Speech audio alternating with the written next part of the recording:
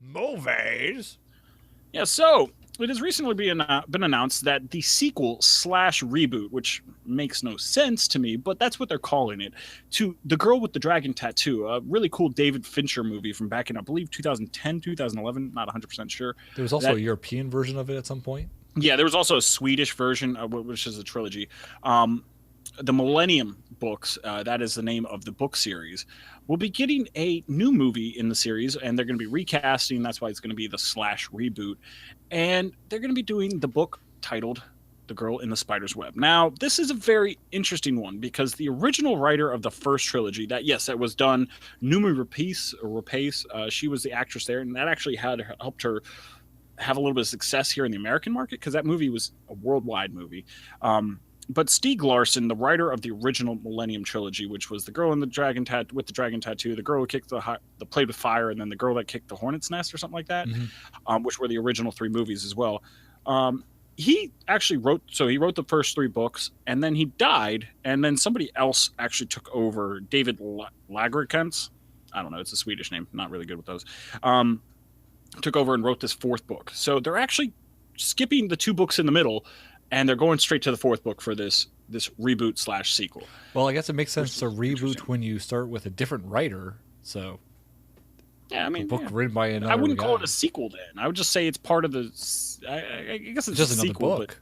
but Or another it's movie. kind of weird that they're skipping two books that had very, very critically acclaimed movies, worldwide, and was a very big part of the trilogy, and they're just going straight to the fourth book. So I thought that was kind of weird. Now, there was some troubles because the trilogy was planned originally after Girl with the Dragon Tattoo. Pretty much they were like, okay, we're going to do the next two as well. And then the main actress, Rooney Mara, who played Elizabeth, I believe is the main character's name in the first one, had some scheduling conflicts and never quite got it done. So everybody kind of thought the project was dead. We're done. It was a good movie. It was an excellent movie. I mean, very dark. I mean, don't watch it with kids. And Oh, if you're definitely not. squeamish at all, I mean, it's a very, very dark movie. But I'll it's a admit good parts disturbed me.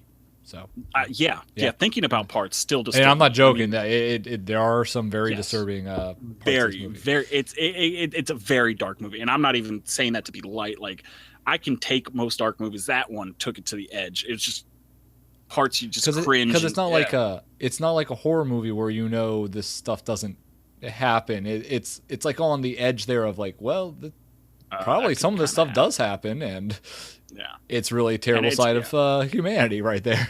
Yeah, but it is a good movie. It is a good movie. I mean, even though there's all this horrible stuff happening, it is a good movie.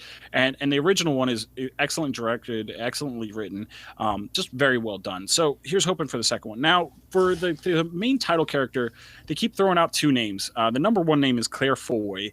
You might not know her, but she was in the Netflix show Crown, which was really, really high critically acclaimed. Like, I hadn't watched it as of yet. I mean, there's too many things on my Netflix queue. I need to get to it. Apparently, it's really, really good. That's I believe a it was about Netflix Elizabeth original. I don't I. think I've heard of. Huh? That's a Netflix original. It's a Netflix original. Crown? Yeah, it's Yeah, Netflix that's original. one I haven't So- even heard of, and we're usually pretty on top of those. So Well, again, They it's make in- so it's in my many, though, queue, just so. hadn't gotten to it. yeah, So Claire Foy is the front runner. It seems like to play Elizabeth, the main character. But then they also said another name, which I was like, why go with Claire Foy? Go with this one. Felicity Jones apparently is also in the running to play that. And if you've watched the show, I love Felicity Jones. So yeah, let's get her in there. She was from Rogue One, if you don't remember her, the main character from Rogue One. So they might have They have a trouble couple things getting on her. there. Is the thing though. That might be why she's not front runner. no, Or- the thing is that they might be having trouble getting Claire Foy because she has other scheduling conflicts. There's another big movie she's up for, so we'll see how that goes. But it's going to be directed by somebody different again. It's not David Fincher, who does some great directing. I believe he did Gone Girl, The Social Network, different movies. I could be off on that a little bit, but I believe those are two of his bigger ones. And it's going to be directed by a guy named I'm going to pronounce this horribly, Fede Alvarez. It's Fede is the guy's first name. Now, if you don't know him, I didn't know him either. I had to kind of look up what he did, and he did the remake of The Evil Dead. So that wasn't bad. It wasn't the original Evil Dead, but it was a pretty decent remake. And so he kind of fits the type of genre because it's going to be very suspenseful. There's going to be plenty of moments that you're going to go, oh, man. I mean, I can't imagine this movie will lighten up any from the first. So it seems like they got some good pieces in place to move in a good direction. And I'm hoping that it's good, because you never know. You never know. I mean, especially after you take this much time off. I mean, it's 4 or 5 years, but that always makes me nervous when you take that much time off. Like, there's another movie going to come out in 2018, 2019 that took a lot of time off that makes me nervous about. Glass. Do you know which one I'm talking about? Yeah, Glass. Which Well, I'm hoping is spectacular, but makes me a little nervous. That, though, is what, 17, 18 years or 4 or 5 years for a movie sequel isn't too bad. But like in nowadays, it's an eternity, because we're seeing movies come out, sequels come out every 2 years. They've shortened that production span. It used to be a sequel would be like 3, 4, or 5 years, and then you get your sequel.